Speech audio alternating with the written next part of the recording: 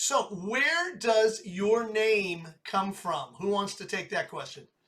I think we can just find a name, especially since we have different ethnic backgrounds, and we were trying to pull from that actually, maybe something from that.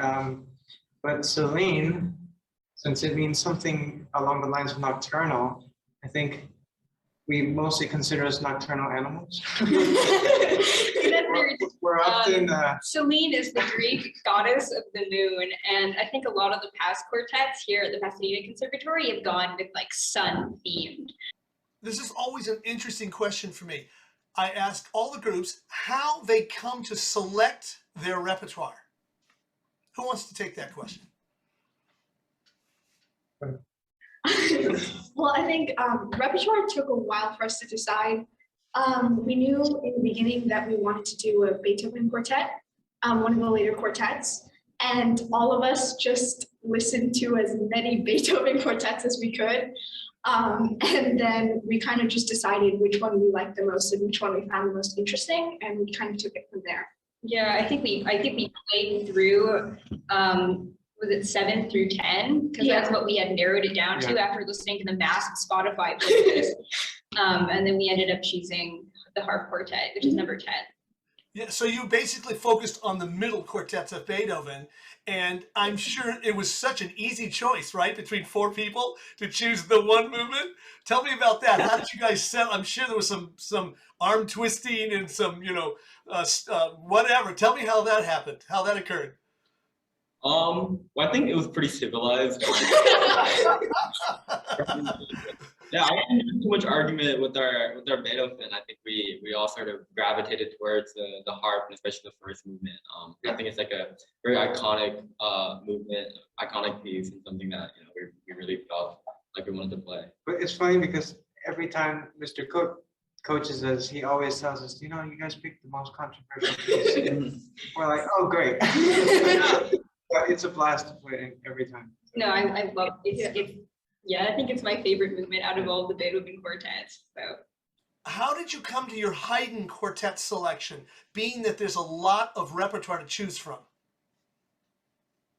Yeah, I think there were a couple of quartets that our group was pretty set on not doing. There were a lot of really strong opinions in that regard, and I think we actually went to the music library and tried to see what they had there. And then we went and listened to the ones that they had in the music library here at the Pasadena Conservatory. And I think we just gravitated toward this again. I know, as Eddie said, we're all very civilized. We just seem to telepathically communicate which repertoire we want.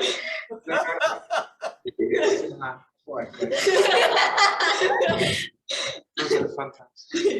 I think there was a little disagreement between whether we wanted to do the first or the last movement of this quartet. Yeah. I can see that for sure. How did you come to the modern repertoire? So the modern took the longest for us to decide, because we didn't really know what our final piece would look like, and our final we didn't quite understand what feel we were going for the last piece.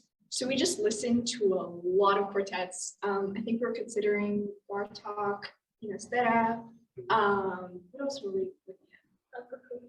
Oh yeah, Prokofiev.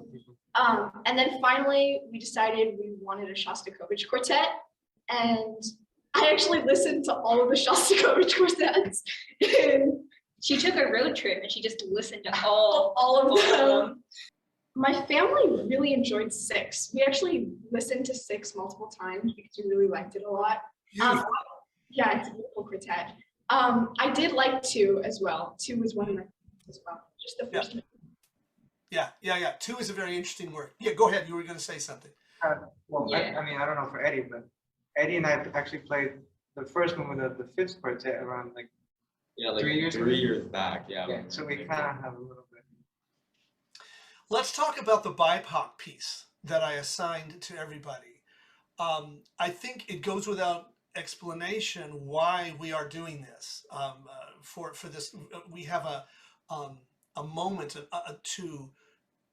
to bring awareness to an important moment in history, and important moments in history, and I think this is a great forum to do that. Tell me your impression of learning the Carlos Simon piece? Yeah, I think it's been definitely a different experience, definitely from like all the other three pieces we've had to learn for this competition.